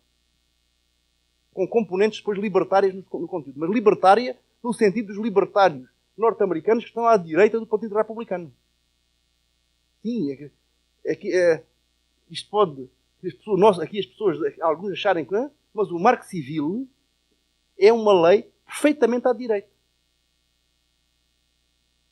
Foi vendida como algo progressista, mas o conteúdo é um conteúdo mais pro-business que pode imaginar. O que até é coerente com o trade-off que elegeu o Lula. Movimentos sociais sem tocar no empresariado nacional. Bom, concluir dizer a PNR, temos aqui de novidades, a retenção de dados agora dos passageiros, 6 meses com anonimização de 5 anos, mas com proteção de dados. E há também um acordo muito recente, 19 de outubro, o Breyer. Tem muitas coisas interessantes.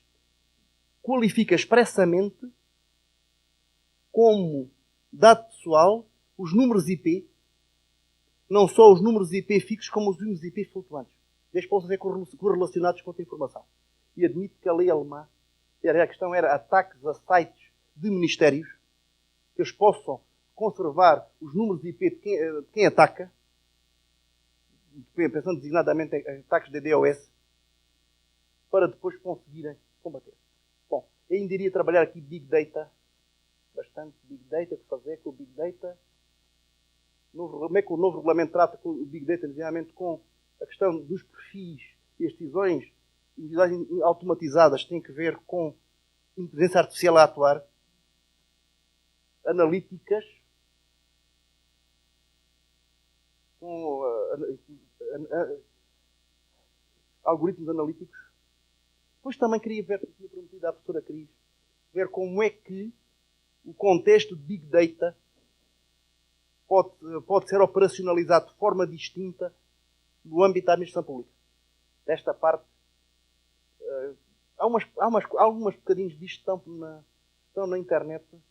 Isto digo porque em dezembro de 2015 fui convidado para a conferência da CPLP, Unidade de Países de Língua Portuguesa, que ocorreu em Cabo Verde, foi sobre o governo eletrónico. E o governo de Cabo Verde convidou-me a ir tratar da confluência entre proteção de dados, governo eletrónico, em contexto de Big Data. E eu disse aquilo que achei que devia dizer. aliás, coisas aqui incríveis que eu ouvi aqui, pensar como é que pessoas felicíssimas, porque os bancos de dados da União, do Estado e dos municípios vão tender a estar integrados. Quer dizer, vai haver um controle absolutamente de tudo em tempo real. Como não é impossível manter a segurança, qualquer um que tenha acesso a esses bases de dados, esses bancos de dados vai saber tudo sobre toda a gente em permanência. Bom, mas isto temos que terminar. Aliás, outro problema que também se tem em conta é a questão da reutilização de dados do setor público. Eu fui cá tratado numa mesa.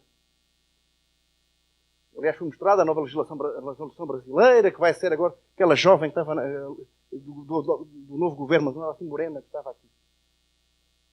Não recordo o nome. A Elise. Isso deve ser influência assim de beethoviana por Elise. Está bem. Bom, mas isto é também do adiantado da hora. A tendência natural para a bobagem cresce geometricamente. Mas dizer, bom, agora vamos reutilizar os dados, pôr ao serviço das empresas e tudo. Pois nós temos um problema. Tecnologia. Eu vou chamar a atenção para aquela última linha, é a mesma última. Passou a haver, desde há 2 anos, um relator especial das Nações Unidas para a privacidade. Ele chama-se Joseph Canatacci, é maltês, é conhecido por Joe, mas o nome de guerra é Joe Canatacci. E ele já foi dean de uma faculdade de Direito em Inglaterra, ele fez doutorado na Noruega. Eu conheço-o há uns 15 anos. Respeitamos, mas não somos amigos. Pronto, ele respeita-me, ele respeito. Trocamos umas mensagens de vez em quando. Mas isso temos Weltanschauungen diferentes. Apesar de eles ter uma coisa que tem um grupo de pesquisa internacional sobre tecnologias convergentes, onde ele me convidou para estar. Pronto, bem. Mas o que é importante não é conhecer o Joe Canatacci. Ele começou a dizer, eu também conheço António Guterres desde 1983, mas isso não interessa. Mas o Joe Canatacci, neste relatório, que é grandinho, e está disponível em inglês, o que é que ele diz? Que a própria anonimização é reversível. Ou seja, esta ideia da administração aberta e da reutilização dos dados, que a União Europeia foi pioneira desde 2003, fazer uma monetarização, quer dizer, os dados da administração passarem a poder estar disponíveis para as empresas usar na sua atividade. Isso tem que ser muito revisto, porque é perfeitamente viável, mesmo que os dados sejam dados anonimizados para as empresas, utilizar ferramentas informáticas que permitem reverter a anonimização, mesmo que tenha havido tecnologias PAT, Privacy Enhancement. E isto o que é que significa? Entregar bancos de dados inteiros para a mão, em detrimento dos cidadãos. Ou podemos dizer de maneira quase bruta, que nós sermos expropriados dos nossos dados e entregues de graça para as empresas. Pela mão do Estado. Bom, eu já fui muito chato, etc, etc. Vamos fechar. Boa noite. Agradeço muito a vossa presença. Pode ser que tenham a fazer alguma pergunta. Talvez alguma pergunta ou duas. Mas o professor Alexandre ou o professor Manuel também pode servir. Está aqui, está escrito. Na verdade é só a gente fazer um fechamento mesmo, porque eles querem fechar o auditório, é isso, pessoal. Senão a gente ficava aqui até 10 da noite. Nosso objetivo. Excepcional. Depois de trabalhar com policiais, com militares, coisas assim, e perceber que está subjacente ao texto. Subjacente ao texto. E as motivações. embora seja uma metodologia muito diferente das metodologias de ciências sociais que aqui vimos. Mas esta é tão real, eu não vou identificar. Esta é uma realidade que é tão real como os análises que foram feitas. E creio eu que nenhuma delas chega. Temos que cruzar. E sem nenhum toque de demagogia, a interdisciplinaridade neste aspecto não só é útil, como é indispensável. Quer dizer, a descrição que é feita por um sociólogo, ou por um economista, ou por um jurista, só por si não chega. E ao mesmo tempo tem que ter um background técnico. E é ontem, pela terceira vez, tive uma pergunta. Já tinha acontecido em Florianópolis, aconteceu em Guimarães, no norte de Portugal, e agora aconteceu aqui em Brasília. Perguntaram-me se afinal eu era de direito ou era de informática. Como nenhum dos casos, quem perguntou era de direito, eu assumi aquilo como elogio. Porque se fosse um de direito a perguntar assim, então você agora é de informática? Eu me digo assim, bom, você já de direito já não sabe nada. Mas quando de informática se pergunta, mas você também é cada confraria? Eu fico feliz. É uma pequena vaidade, mas quer dizer também relativamente a pessoas de hoje, não é complicado. Gostava mais que possa aqui dizer. Mas há algum saber livresco, sem dominar minimamente a tecnologia subjacente, só se consegue falar do vídeo. É preciso conhecer um pouco como é que a rede efetivamente funciona, quais são as potencialidades. Senão, é completamente jurista. Diz a lei e pronto. Obrigado pela vossa paciência, pelo vosso endurance, etc, etc, etc.